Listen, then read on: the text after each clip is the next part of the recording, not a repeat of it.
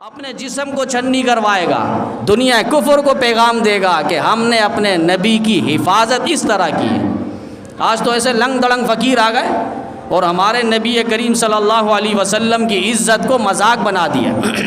ابھی جو supreme court کا جج آیا عجیب فیصلہ کر رہا ہے، پتہ نہیں اس کو لایا بھی اسی لیے یا اس نے دستخط بھی اسی لیے کیے، اور کہا کہ معاذ اللہ قرآن کی طباعت کی اجازت ہے، یعنی ہمارے پاس جو قرآن ہے وہ بھی، اور قادیانی کے پاس جو قرآن ہے وہ بھی چھاپ سکتے ہیں، ان کو فل اجازت ہے۔ اور کہا کہ نبی صرف مسلمانوں کے لیے تھوڑی رحمت ہے، پوری کائنات کے لیے رحمت ہے۔ اب آپ دیکھیں پوری کائنات کے لیے تو نبی رحمت ہے، مسلمانوں کے لیے، سارے انس و جن کے لیے نبی رحمت بنا کر بھیجے گئے، لیکن اس کا یہ مطلب نہیں کہ جو بھی آئے نبوت پہ ڈھاکہ ڈالے، اس کی اجازت نہیں ہے۔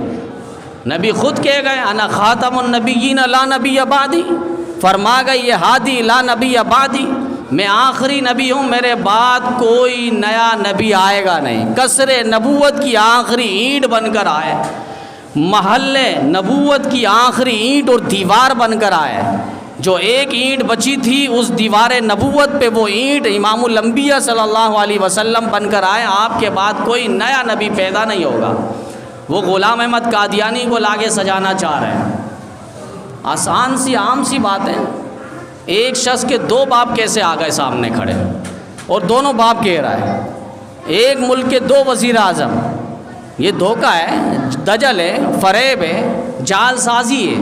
ہمارے نبی کے ساتھ پھر کوئی اور نبی آ کر کھڑا ہو جائے، غلام احمد قادیانی کو ہم نبی مان لیں، ایسا کیسے ہو سکتا ہے؟ قرآن پاک کی غلط تشریح ہو رہی ہے، قرآن پاک کے غلط ترجمے ہو رہے ہیں۔ ہم قرآن کریم کے اندر کسی صورت میں تحریم اور تبدیل اور تغییر برداشت نہیں کر سکتے، اور کر بھی نہیں سکتے یہ لوگ۔ ہم تو اسی لیے کر رہے ہیں تاکہ ہمارا کھاتا اللہ ان لوگوں کے ساتھ لگائے، اس شاق رسولوں کے ساتھ اور اس شاق پیغمبر کے ساتھ۔ ایمانی حرارت کا تقاضا ہے کہ ہم جواب دیں، جس کے پاس جو جگہ ہے وہاں پر وہ پلیٹ فارم سے وہ جواب دے، ورنہ کچھ بھی نہیں کر سکتے۔ یہ سن لے، جج ہو، جج کا باپ ہو، یا قادیانی ہو، قادیانی کا باپ انگلینڈ ہو، امریکہ ہو، برطانیہ ہو، کچھ بھی کر لے، قرآن کہتا ہے، اللہ کہہ رہا ہے قرآن میں، لا تبدیل لکلمات اللہ، اللہ کے کلمات کو کوئی تبدیل نہیں کر سکتا۔ لا یأتیہ الباطل من بین یدیہ ولا من خلفہ، نہ اس کے آگے سے کوئی آ سکتا ہے، نہ اس کے پیچھے سے کوئی آ سکتا ہے، نہ دائیں سے آ سکتا ہے، نہ بائیں سے آ سکتا ہے۔ قرآن کے زیر کو زبر نہیں کر سکتا، زبر کو پیش نہیں کر سکتا۔ انا نحن نزلنا الذکر وانا لہ لحافظون، اللہ نے قرآن میں کہہ دیا ہم نے اس قرآن کو اتارا ہے اور ہم ہی اس قرآن کے محافظ ہیں۔ نبی علیہ السلام کے زمانے میں کیسے بڑے بڑے شاعر تھے۔ ایک شاعر تھا، اس کا نام عبداللہ ہے، مشرک اور کافر تھا، ہزاروں قصیدے اس کو یاد، فی البدی اشعار کہنا، بیٹھے بیٹھے کئی اشعار کہہ دینا۔ اس کے پاس لوگ آئے اور آنے کے بعد کہا، یار تم اتنا کلام جانتے ہو، کیوں نہ قرآن کے مقابلے میں کوئی آیت، کوئی جملہ، کوئی سورت پیش تو کرو۔ اس نے کہا میں کر لوں گا، لیکن میری ایک شرط ہے۔ کہا کیا شرط ہے؟ شرط یہ ہے کہ مجھے پورے سال کا راشن دو گے اور پورے سال کے بندوبست کرو گے، مجھے کمائی کی فکر نہ ہو، میرے گھر کو تم لوگ چلاؤ گے، تاکہ میں پورے سال سکون سے بیٹھ کر قرآن کے مقابلے میں کچھ لکھ کر باہر لاؤں۔ انہوں نے کہا ٹھیک ہے، ہم سب تیار ہیں۔ سبوں نے پورے سال کا راشن اس کے لیے تیار کر کے اس کے گھر پہ جمع کر دیے، اور پورے سال کا بندوبست انہوں نے کر دیا۔ یہ عبداللہ نام کا جو کافر تھا، مشرک تھا، یہ بیٹھ گیا لکھنے کے لیے۔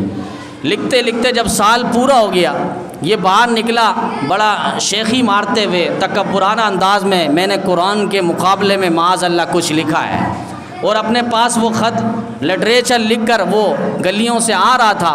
اچانک مسلمان کے گھر کی جھوپڑی کی کھڑکی کھلی ہوئی تھی، اور وہاں سے ایک بچی تلاوت کر رہی تھی، قیل یا ارض ابلعی ماءکی ویا سماء اقلعی وغیض الماء وقضی الامر۔ یہ آیت اس کے کان پہ پڑی، اسی وقت اس نے خط نکالا اور پھاڑ کے پھینک دیا۔ کہا کہ میرے پورے سال کیا، اس ایک آیت بچی جو پڑھ رہی ہے اس کا مقابلہ نہیں ہے۔ علماء نے لکھا یہ جو ایک آیت ہے، اس کے اندر اللہ تعالیٰ نے طوفان نوح کا ذکر کیا ہے، اے آسمان پانی تھم جا، اے زمین پانی نگل جا، اب طوفان نوح بند کرنا ہے۔ اللہ کا امر، اللہ کا حکم پورا ہو چکا ہے۔ اس آیت کے اندر علماء عجیب عجیب نکات لکھتے ہیں کہ 12 کے قریب بلاغات کو اللہ تعالیٰ نے اس کے اندر ذکر کیا ہے، کئی چیزوں کو اللہ تعالیٰ نے اس کے اندر سمویا ہے۔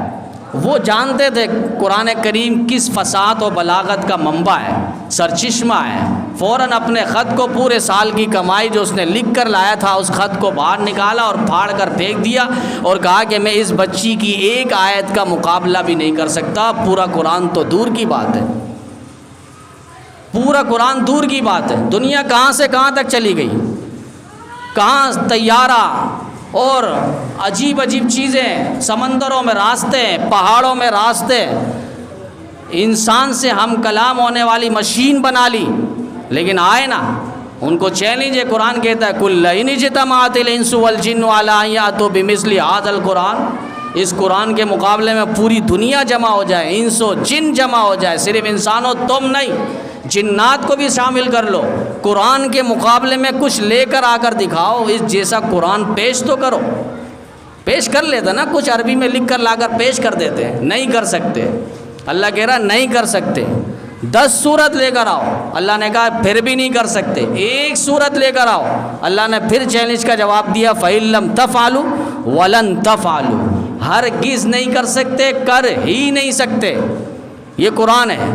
اور قرآن کے مقابلے میں پھر یہ قادیانی آئے اور قرآن پیش کرے، اپنا مطلب اور معانی اور مفاہیم پیش کرے، این خیال اس محالت جنون اس، ساری دنیا کفر الٹی لٹک جائے، نہ قرآن کو یہ بدل سکتے ہیں، نہ صاحب قرآن محمد عربی صلی اللہ علیہ وسلم کی نبوت پر یہ کوئی حرف اور ضرب لگا سکتے۔ یہ ان کی بھول ہے، اپنی آخرت تباہ کر رہے ہیں۔ اگر یہ جج مسلمان ہے میرا پیغام سن لے، انسانیت کی آزادی ہے، مذہبی آزادی، ہر ایک اپنے مذہب کے مطابق جی سکتا ہے، لیکن قادیانی مذہب نہیں ہے، وہ ہمارے اسلام کا لبادہ اوڑھ کے حرکتیں کر رہا ہے۔ جس طرح کوئی وزیر اعظم کا لبادہ اوڑھ لے اور پھر وہ وزیر اعظم بن کے ادھر اعلانات جاری کر دے تو گورنمنٹ اس کو پکڑے گی، یہ جعل ساز انسان ہے، یہ سلیکٹ کیا ہوا انسان ہے، کہیں اور سے باہر آیا ہوا انسان ہے، یہ وزیر اعظم نہیں ہے۔